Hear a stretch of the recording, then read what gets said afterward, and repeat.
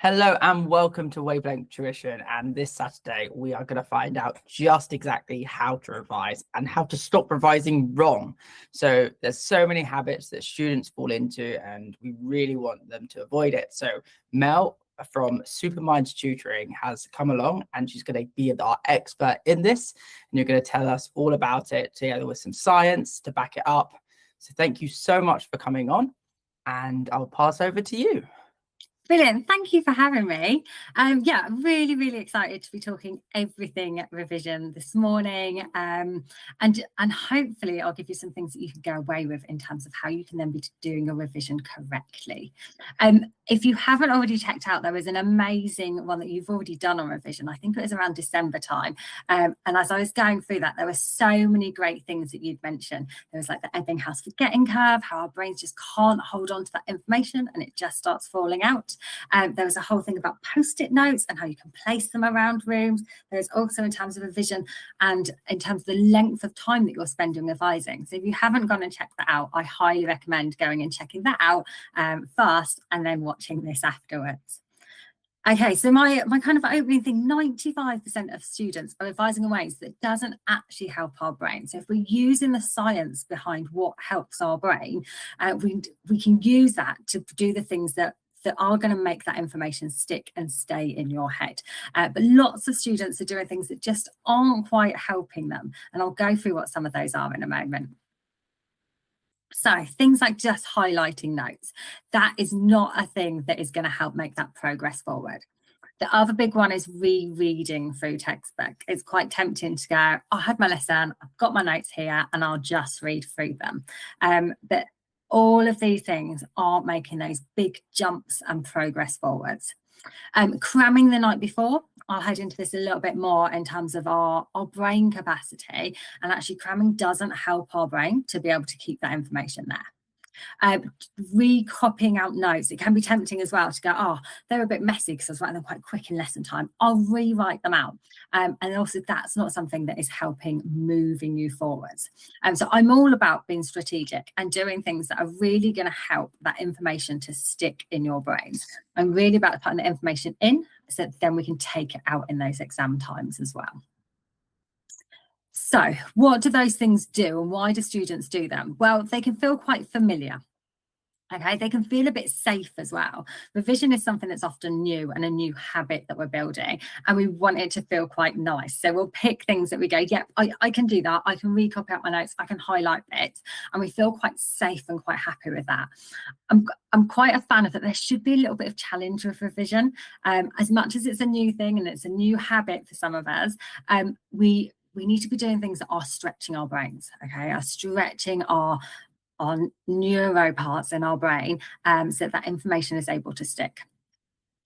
It's only when it's sticking in there and going into our long-term memory that we're going to be able to then be retrieving it out under those exam conditions. So we need to do things where it's going to get in there and be able to stay in our brains. So hopefully I'll go through some more of those myths that are going to stop you from doing amazing in your exam success. Some of the neuroscience behind our memory as to why some things will work to help it stay in your brain more than others, and the evidence as well that is used. And so hopefully at the end, some things that you can take away immediately and some changes that you can take and do instantly to help you. Okay, so my myth number one, more hours equals better results. If you're a student watching this, you have probably got a range of people as you're going into some of your mock exams, and you've normally got the student who says, I've done nothing, I've done no work. And then quite often as well, you'll have like the student who's like, I was up all night, I was up till 3 a.m. So the whole staying up, I'll just spend hours, that isn't gonna help. Also, doing long hours isn't going to help your brain as well. And as I said before, I'm more about being strategic. So not just I've done hours and hours of time. It's more about being strategic of making sure that that time is really beneficial to you and that you're using it in the wisest way possible and the way that's going to get the biggest improvements and changes for you. So it's not about the length of time, okay, but it's about what you're doing in that revision time. So I really like this bit of information here. 50% better retention of that information. So that's you being able to hold it in your brain and be able to pull it out again. With retrieval practice, so that's where you're doing something where you're having to pull that information out of your head rather than just doing the rereading. So some of those things I said about not doing, highlighting, rereading over, or maybe rewriting out your notes, get 50% more improvement with doing activities where you're actually retrieving it from your brain.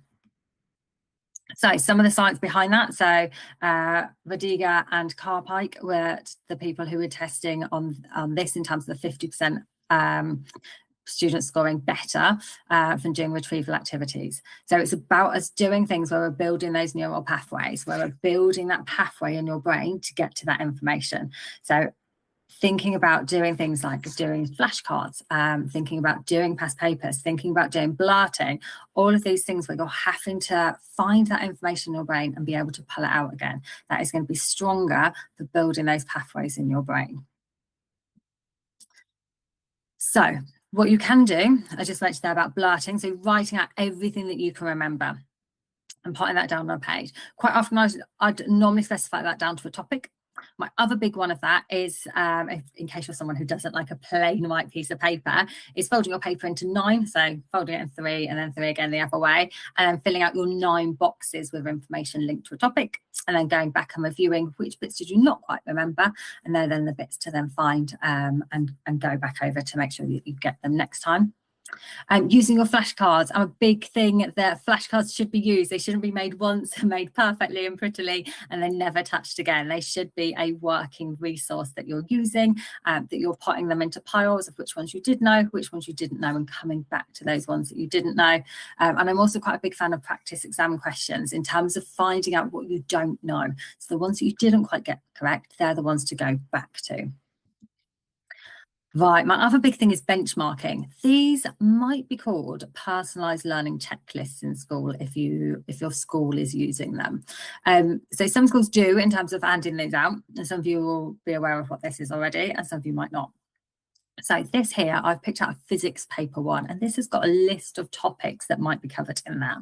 And then the student here has pulled out on the right-hand side, they've red, ambered and greened with the circles there as to how confident they are with those topics. So it's about grading those topics as to how well you know them. How confident would you be if the question came up on that topic in the exam time? Now, what we typically find, or I quite often find with students, is they'll go to the areas that are green because they feel a lot happier with them. And they'll go to here, like our conservation and dissipation of energy. That section is largely green. We've got one little bit of amber. And I quite often find that students will go to that green area. However, the areas that we need to go to fast are the red areas, because they're the ones, when I talk about being strategic, they're the ones that we're going to make the biggest gains and the biggest changes. So actually going to those red areas, they're the ones that we need to do our revision on fast. Those green ones, if we know them already, we can probably wait almost until those come up in a past paper rather than spending our time doing lots of revision on those areas. So it's about being strategic. As I said, it should be a little bit of challenge in there with your revision.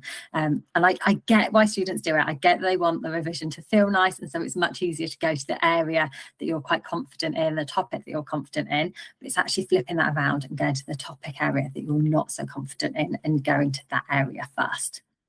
So if you're not already using these, I'd strongly suggest getting your topic list up for your subject and using that to help you. Okay, my myth number 2, cramming works if you work hard enough. So this idea that I can definitely make it work for me. Well, if I spend all night up, it will stick in my head and it will definitely work for me.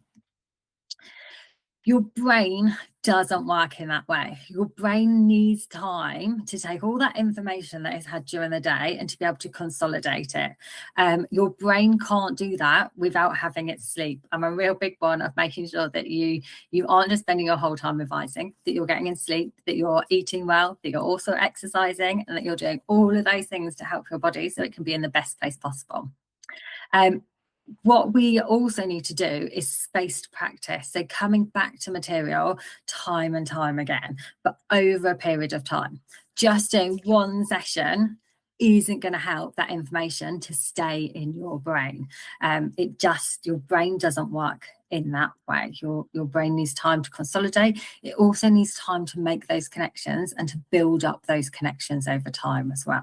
So we can see here, in terms of that spaced practice, is really far outdoing cramming of that information. So we've got some research here in terms of your brain being able to consolidate that information. It needs to have time to make those connections.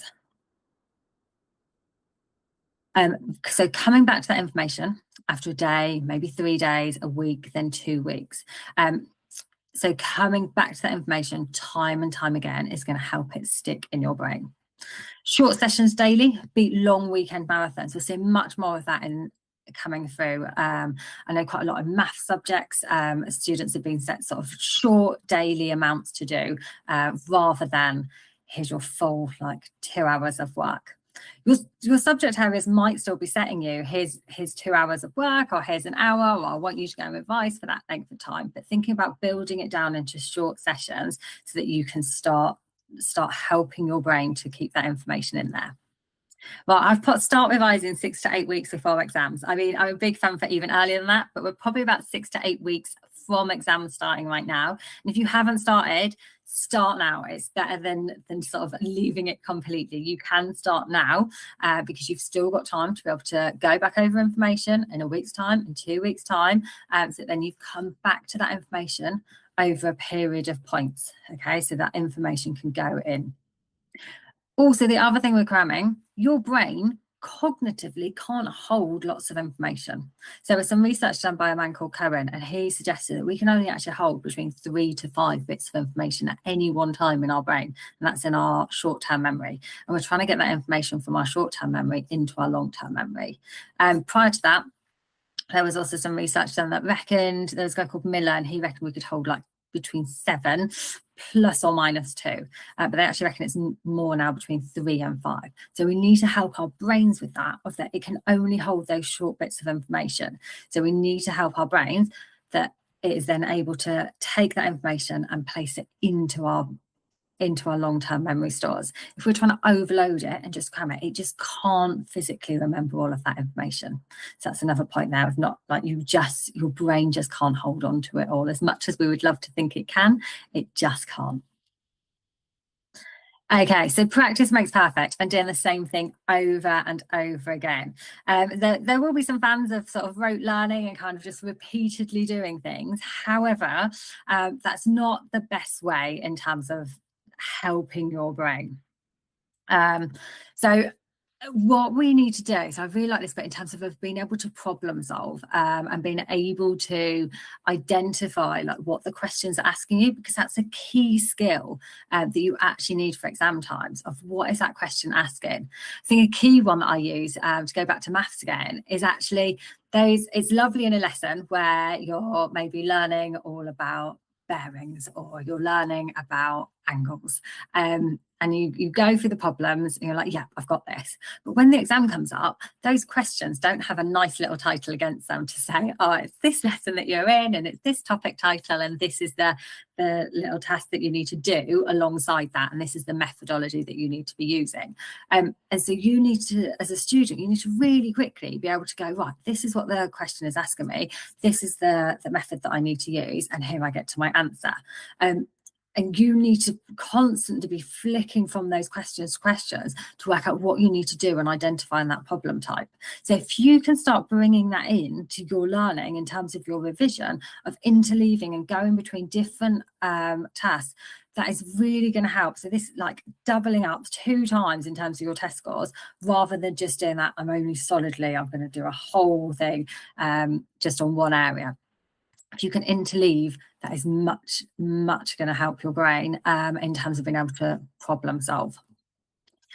So we've got the doubling of the test scores, it's a massive amount in terms of you've been able to do that and being able to problem solve. I think half of the battle with exam papers is sometimes knowing what is the question asking me. So if you can build that into your revision and mixing it up, that's really going to help you.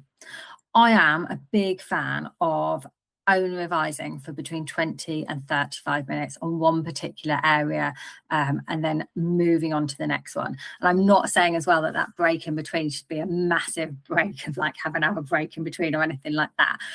But switching up the activity that you're doing so that then your brain can then go into the next one. So it could be, I still get some students who are doing like the whole, say, hour-long session is going to be on, say, biology, but in those 20 minutes or sections that they're doing a different topic area within that. So they're interleaving what they're actually studying within that time. So they're not just staying on that one type of thing. I don't know if it's quite right, but my understanding is that this came up, we learned about this during the wartime, and some pilots on a plane, and that they were spending all day learning about the plane, and they realized they just couldn't do this whole, well, I'll just spend ages and ages on one thing, and that they realized that if they learned about the cockpit for a short period of time and then went off to the propellers and then basically went round the different areas of the plane, they were able to retain that information, and particularly like a crunch point like that, where they needed the people to learn the information fast, to be able to train to be a pilot really fast, and that we needed to recruit people. Like they learned that was the best way in terms of people learning. I hope that's correct in terms of that story, because I thought like that was a lovely story that I had. But yeah, so going around doing the different activities, that's really going to help you. I think this just goes over all of the same things, those mixed questions. So I am a big fan of practice papers, not just to see how many did you get right, but then to that skill of having those mixing up of those questions, of going from one topic to another topic and going between those different ones, but then also really using it for what bits did I not get get correct, and then going back to your benchmarking that you did, your personalized learning checklist. Right, did all those topics that I thought I was good at, was I good at? Those ones that I didn't think I was so good at, have I actually improved? And I now understand them and I can answer questions on them. So going back and checking your learning against those checklists, because I'm a big fan as well that these things aren't static, a bit like making your flashcards, they're not just a one-time thing. So going back over that information. Okay, so these I think are all the key bits in there. So our retrieval practice, our spaced repetition, our interleaving, these are the key 3 strategies that I promote in terms of you being able to do this and you being able to be strategic in your revision. Okay, these are the 3 things that I think you should be doing, and thinking about one of these, could you implement these straight away? So what are you doing at the moment? Are you someone that's just rereading? Could you change up what you're doing? Are you someone who's trying to do a marathon session? And are you someone who isn't mixing up? Which one of these 3 are you going to pick straight away that you could be doing, that you could be changing right now, that's going to make the impact before your exams? So if you're someone in year 11, your exams between 6 and 8 weeks away, what could you be picking that you could change up now that is going to make that biggest impact for you? I'm a big fan. Small changes create big results. Sometimes it's those small little changes that can have a huge impact. So if you don't do anything else, pick one of those and take that away with you. Fabulous. And on to questions. Have we got any questions? Yeah, that was absolutely fantastic. Thank you, Mel. So yes, I have 101 questions, but I'm going to whittle them down to maybe a few. So we talked about sort of those 3 myths. Which one of those do you see most common across the students that you've helped mentor? I think that first one of where it's the whole like I've reread over things, I'm highlighting, or they tell me they've made some flashcards, they're like it's just not working. And when you start breaking it down, I'm like, well, what are you doing with the flashcards? Or what are you like, how else are you revising? Or you're telling you've made notes, but it's doing more than just making those notes. And I think that's probably the biggest one that I see, that they tell me they're revising, and they're like, but it's just not going in, or it's just not working. And then when we actually come down to it, of what are they actually doing, where are they getting their information from, it's actually having those different tools. So I very much talk about it being a toolkit as well of our revision, having those different tools and different things to do, rather than just highlighting, rereading over things, because we know they're not the most strategic ones to use. I'm a big fan of using things like mind maps. The blurting, I find that's quite Marmite with my students as well. Some love it, some don't, but it's a really helpful one, because can you access that information in your brain?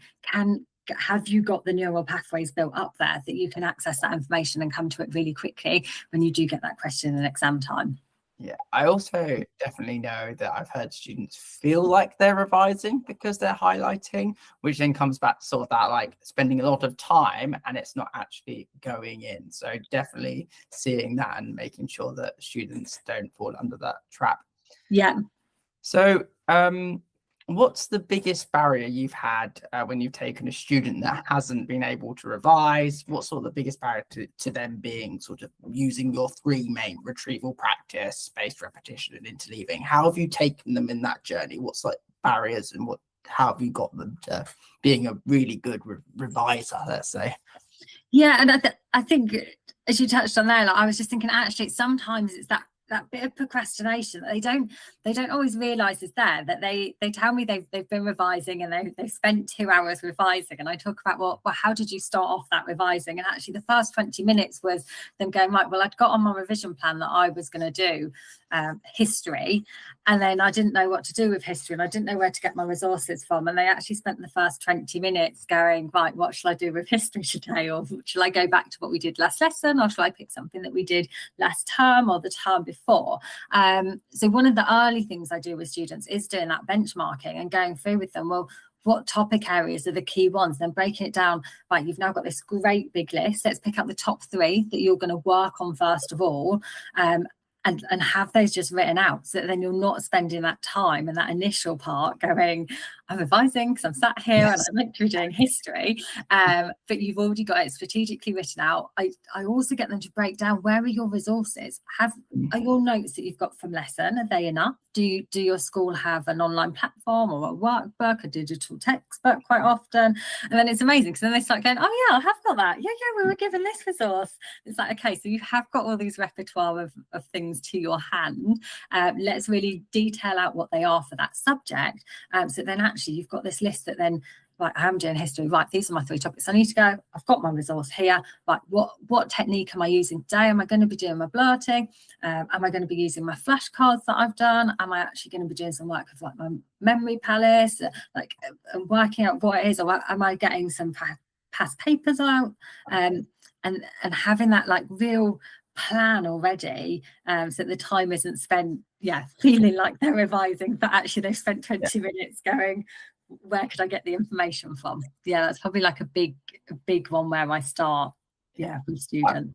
I feel like this is so much more than just a revision timetable, though. It's actually sort of building the habit of knowing how to revise and what to revise. So you're going into a revision session, it doesn't just say history or whatever subject, it says history, but it says these topics. So on that benchmarking, you said you go through it with students.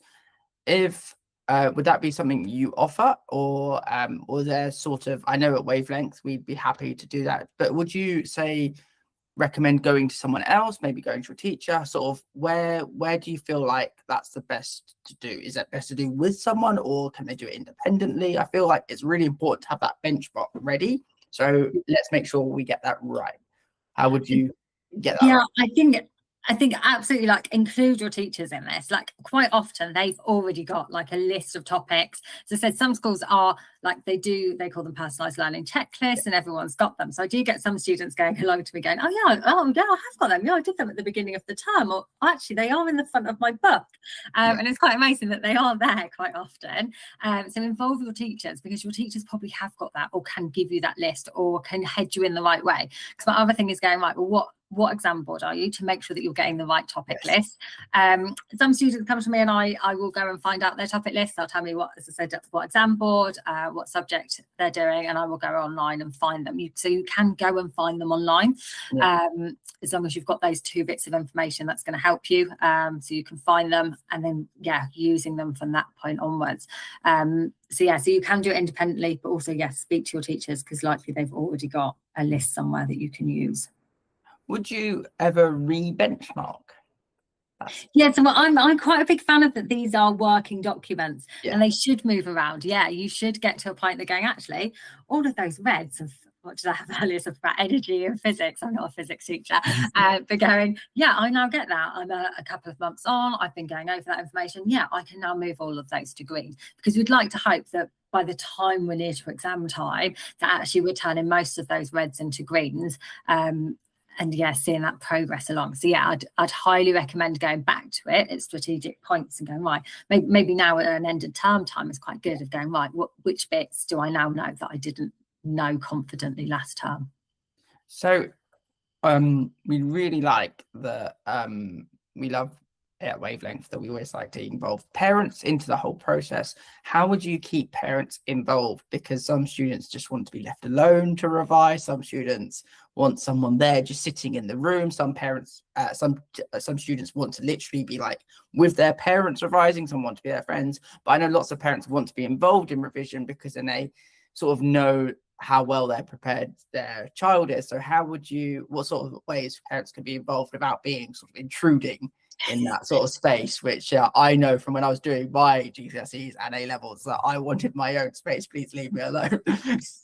It's tricky, isn't it? Because I completely get it. Like, parents, you want to be involved, you want to know, but there's also an element of like, I don't know if I can help. Where can I help? What can I do? I think it's having that dialogue and that open conversation about revision, without it being that pestering every day. What have you done? How much have you done? Where is it? Kind of thing. So I'd suggest those sort of like a couple of times a week or weekly check-in about where they are, what they're doing. I do advocate to students to involve their parents. Some of them do take me up on that, but not always. But they're a person who's in your household who actually you can take those flashcards to. They don't have to have all the knowledge, because sometimes that can be scary as a parent going, well, it's years ago since I did my biology or my chemistry or that particular topic. But actually, like, give them the flashcards, get them to quiz you, involve them in that, and they can be helpful. Or because also, if they're, as a student, if you're able to explain to another person, you know that information. So if you're able to explain it to your parent, you're showing that you've got that information embedded in your head, and that you're going to be able to pull it out in the exam time. So I'm a big advocate of them using them in that way, and just talking through in terms of where they're up to, what topics they are struggling on, or also celebrating the wins and the successes. Like, they will be your biggest champion and your biggest supporter. So if you're like, look, I now get the topic of energy, I now get this, like, they will be the ones who will happily celebrate along with you. So use them in that way to be your cheerleader and your biggest supporter, because they will be. And I also think it's really important for when you're benchmarking, or say you're blurting, and you then get to a topic, you're like, oh, I've forgotten this. And I always feel like there's this, oh no, panic moment, when in fact, I feel that's a celebration. So I try, and whenever I tutor someone and we get something you don't know, I'm like, this is great. Like, we now can learn it together, and we now can be ready for the exam. So even if there's a topic that's sort of, you don't even remember doing because you were, I don't know, on a school trip, or you had football match away day and something because of a Wednesday, like, you could still learn it, you could still have time. So thank you so much, Mel. Thank you for details here, and we'll share them across our social media. It's been great having you, and I've learned so much. And I know that our students across Wavelength and Open Abroad will be able to learn. So if you have any inquiries, please contact Mel or contact us at Wavelength Tuition. And thank you so much. Bye. Brilliant. Thank you for having me.